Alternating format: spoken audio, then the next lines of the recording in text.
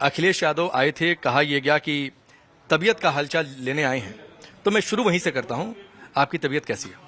यही जगह थी, यही रुत, यही जमाना था, यही जगह थी, यही रुत, यही जमाना था, और यहीं से हमने मोहब्बत की इब्तिदा की थी। तो यहीं से शुरू की थी और यहीं से आगे बढ़ रहे हैं। तो इसमें कहाँ कोई ठहराव नहीं है, कोई रुकाव नहीं है, कोई बदलाव नहीं है, तो सवाल ही कहाँ बनता है। लेकिन इन 8 सालों में आजम साहब बहुत कुछ बदल गया। आप एक लंबा समय जेल में रहकर आए, सियासी तौर पर बहुत सारी बातें हुई आपको लेकर। आप जब जेल में थे, यहाँ से मोहिबुल्लाह नदवी को खड़ा किया गया, आपकी नाराजगी की बातें आई, इन सबको कैसे देखें? नहीं, नाराजगी कोई नहीं, नाराजगी कोई नहीं। उन्हें टिकट मिला, वो जीते, और जाहिर है अब हमारी 50 साल सियासत का उन्हें फायदा पहुंचा, उनको हमारा सारा वोट मिला। उनको तो यहाँ सच्ची बात यह है, वो अपना तारुफ कराते तब भी लोग उन्हें नहीं पहचानते। तो मस्जिद में नमाज पढ़ाते हैं पार्लियामेंट की, उनका यहाँ की सियासत से क्या लेना देना था। तो हमारी 50 साल की बनी हुई जमीन थी, उनका मुकद्दर था। आपकी बातों से लग रहा है कि अब बहुत नाराज थे उनको टिकट मिलने पर। नहीं ना, मैं बहुत नाराज हूं, ना मैं कम नाराज हूं। रश्क है मुझे। और रश्क इतना कि शर्त थी कि अखिलेश यादव से अकेले में मुलाकात होगी और बरेली में उन्हें उतार दिया गया। वो तो बहुत बड़े आदमी हैं, मैं कोई शर्त के काबिल हूं? तो बहुत बड़े आदमी, मैं किस शर्त, एक छोटा सा आदमी शर्तों की जिंदगी कहाँ जीता हूँ। 1.5 घंटे आपके घर पर अखिलेश यादव, आप यहाँ पर आए उन्हें रिसीव करने। इससे भी परेशान? नहीं, मैं बस ये चाहता हूँ कि 1.5 मिनट में बता दीजिए कि बातें क्या हुई। बस जो आपसे कहा, यहीं से मोहब्बत की इब्तिदा की थी, तो यही बातें हुई होंगी। कल बसपा की एक रैली है, बहुत सारी कयास या लोग चर्चा कर रहे थे कि चूंकि आपको लोगों ने अप्रोच किया, तो क्या अब अगर वो गाड़ी भेज देंगे तो चला जाऊंगा। बसपा में चले जाएंगे आप? अरे तो गाड़ी तो भेजें, वही गाड़ी जो जिसमें मैं चल सकूं, वो गाड़ी भेज देंगे तो चला जाऊंगा। तो आजम खान इंतजार कर रहे हैं बसपा की गाड़ी का? मैं गाड़ी का तो मैं इंतजार नहीं कर रहा हूँ, गाड़ी मेरा इंतजार कर रही है। मतलब ऑफर है, गाड़ी बाहर खड़ी है, कब आजम साहब उतर कर बैठ जाएं गाड़ी में? कई गाड़ियां खड़ी हैं। कौन कौन? चलिए, एक बसपा तो क्लियर हो गया, विकल्प क्या क्या है? कोई नहीं है, साइकिल वाला हूँ। साइकिल वाले रहेंगे? कहाँ जाऊंगा? 27 तक। 27 50 बरस से हूँ। अखिलेश यादव ने आपकी बहुत तारीफ की, मुकदमे झूठे फंसाए गए, वर्ल्ड रिकॉर्ड बीजेपी ने बना दिया, ये सारी बातें। वो तारीफ नहीं थी, वो एक सच था जो उन्होंने कहा। वो सच, वो यही नहीं हर जगह कहते हैं, और सिर्फ मेरे लिए नहीं, जिन जिन के साथ, पत्रकारों के साथ जो ज्यादती हुई, उन्होंने कहा नहीं आपके सामने। मोहिबुल्लाह नदवी को बरेली में छोड़ दिया गया। बरेली वो जाना भी चाहते थे, बड़े रूट को लेकर बहुत सारी बातें। साहब का आप नाम ले रहे हैं, आज का दिन उनके नाम है या आपके नाम? आपके और अखिलेश जी के नाम। बस तो वहीं तक रहे हम। मैं एक्चुअली नदवी जी के बारे में नहीं पूछना चाह रहा था, मैं बरेली को लेकर, क्योंकि आप जेल में जब रहे, संभल बरेली में बहुत कुछ हो गया। नहीं, तो मेरी इत्तला यह है कि वो शायद इस वक्त बरेली के उलमा से मुलाकात कर रहे हैं, जो बरेली सेक्ट के लोग हैं, और उन्हें करना भी चाहिए उनसे मुलाकात। जो विक्टिम्स हैं उनसे मुलाकात कर रहे होंगे या वो करने वाले होंगे, और उन्हें बरेली के जिम्मेदारान से भी बात करना चाहिए, मिलना चाहिए। और एक आलिम दीन होने के नाते उनकी ये जिम्मेदारी बनती है कि उन मजलूमीन का वो साथ दें, उनके साथ खड़े हों, उनके आंसू पोंछें। पत्थरबाज विक्टिम हो सकते हैं आजम जी? बहस का मौजू है,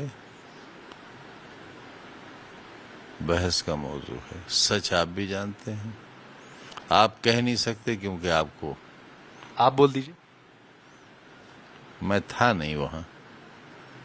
तो फिर कैसे आप जानते हैं कि सच क्या है? आप छोड़िए, इन बातों में क्यों जाते हैं। चलिए मैं छोड़ देता हूँ। आपका एक बयान है, मैं दिल्ली से जब चल रहा था तो रास्ते में सुनता चला रहा था कि आपने एक बात कही कि मैं तो बहुत बड़ा भूमाफिया हूँ। यूपी में 3 ही भूमाफिया थे, अतीक मुख्तार मर गए, मैं बचा हूँ। मैं थोड़ी कह रहा हूँ, मैं थोड़ा ही कह रहा हूँ। ये तो देश के बहुत बड़े सियासतदानों ने कहा था, रैलीज में कहा था, सभाओं में कहा था। Mafia number 1 Azam Khan, mafia number 2 Atiq Mukhtar Ansari, mafia number 3 Atiq Ahmed. मैं थोड़ा ही कह रहा हूँ। नहीं, आपने कहा कि 2 मर गए, मैं एक बचा हूँ। आपको लगता है आप टारगेट पर हैं, आपको किसी तरह का कोई खतरा है? मेरा वक्त आएगा, मैं भी मर जाऊंगा। 1.5 घंटे आपकी मुलाकात हुई, आपने एक बात कहा कि ईद के दिन मेरी पत्नी अकेले रोती रही। फातिमा जी का भी एक बयान मुझे याद आता है, जब वो आपसे मिलकर निकली थी, उनसे सवाल पूछा गया था तो उन्होंने कहा कि सवाल ये था कि क्या अखिलेश यादव ने उतनी मदद की, किस पर आपको भरोसा? उन्होंने कहा कि मुझे सिर्फ अल्लाह पर भरोसा है। आपको लगता है कि जब आप जेल में थे तो पार्टी को जिस तरह खड़ा होना चाहिए था शायद उस तरह खड़ी नहीं हुई? अगर हम अल्लाह को अल्लाह मानते हैं तो इसमें किसी को एतराज नहीं होना चाहिए। बिल्कुल नहीं होना चाहिए। और ये वाकया है कि अगर अल्लाह चाहता तो, अगर अल्लाह न चाहता तो मैं भी बाहर नहीं आता। अखिलेश साहब जो मदद करेंगे वो भी जब अल्लाह चाहेगा तब करेंगे, वही दिल में डालेगा। मदद किया नहीं? आपको कहीं मुखालिफत नजर आई? नहीं, मैं तो जानना चाहता हूं कि जिस मदद की फहरिस्त आपके सामने क्यों पेश करूं? नहीं, संतोष तो जाहिर कर सकते हैं। संतोष नहीं होता तो हम मिलते क्यों? कहीं असंतोष जाहिर किया हो तो वो बता दीजिए। हाँ, आपकी खबर नहीं बनने दी है। नहीं, आप कहेंगे कि संतोष है, पार्टी ने साथ दिया, तो ये भी खबर है मेरे लिए सर। ना, ये नहीं होगी। नहीं होगी सर खबर। हर बाजों पर कुछ कहूंगा तो खबर होगी।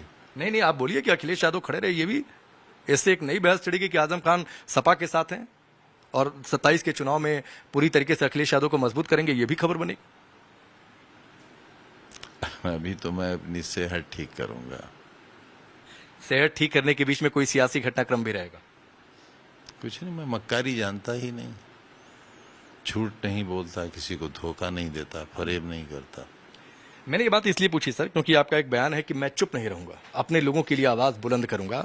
अपने लोग कौन है, सपा के लोग या कोई और? अपना समाज, अपने देश के लोग, अपने बहन भाई, अपने बच्चे, अपने बुजुर्ग। आपका एक और बयान है, मैं अगर गलत हूं तो आप मुझे ठीक करिएगा, कि आपको एक खास धर्म का होने के नाते मुसलमान होने की सजा मिली आपको। ये मैंने कहीं नहीं कहा। इसीलिए मैंने कहा कि आप दुरुस्त कर दीजिएगा अगर मैं मैंने गलत। कहीं नहीं कहा। अगर आपने पूछा तो मैंने कहा कि हाँ, मैं कपड़ों से पहचाना जाता हूं। तो आजम खान को लगता है कि उन्हें टारगेट किया गया ध्रुवीकरण के लिए, पोलराइज करने के लिए वोट बैंक को? मैंने ऐसा भी नहीं कहा। ये तो सब आप कहते हैं।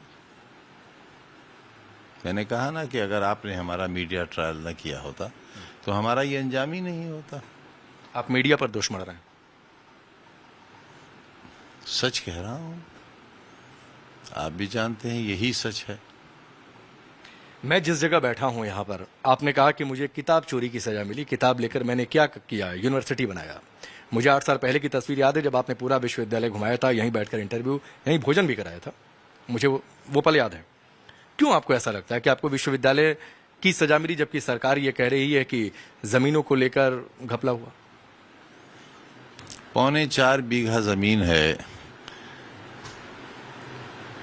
जिसको लेकर मैं भूमाफिया और भूमाफिया पोर्टल पर दर्ज किया गया। इस 4.25 बीघा जमीन के 27 दावेदार हैं। 10 गज, 15 गज, 20 गज के मालिक हैं वो। मैंने उनसे बुलाकर कहा, उस वक्त तक मुकदमा कायम नहीं हुआ था, कि भाई तुम्हारी जमीन है, मैंने सुना है, तुम अपनी जमीन पहचान लो और ले लो। उन्होंने कहा साहब हमें तो पता नहीं कहाँ जमीन है। मैंने कहा कि तुम मालिक हो और तुम्हें नहीं पता, मुझे कैसे पता होगी? तो अच्छा एक काम और करते हैं, जो उसका मुआवजा है, जो दूसरों को पैसा दिया उससे बढ़ा कर ले लो। उन्होंने कहा साहब वो भी हम नहीं कर सकते। वजह पूछी तो उन्होंने बताया कि अधिकारी हमें मार डालेंगे अगर हमने आपके नाम कर दी। यूनिवर्सिटी के नाम कर दी। तो सरकार ने फंसाया आपको। अधिकारी। For more of such videos, do like, share and subscribe to ET Now Swadesh.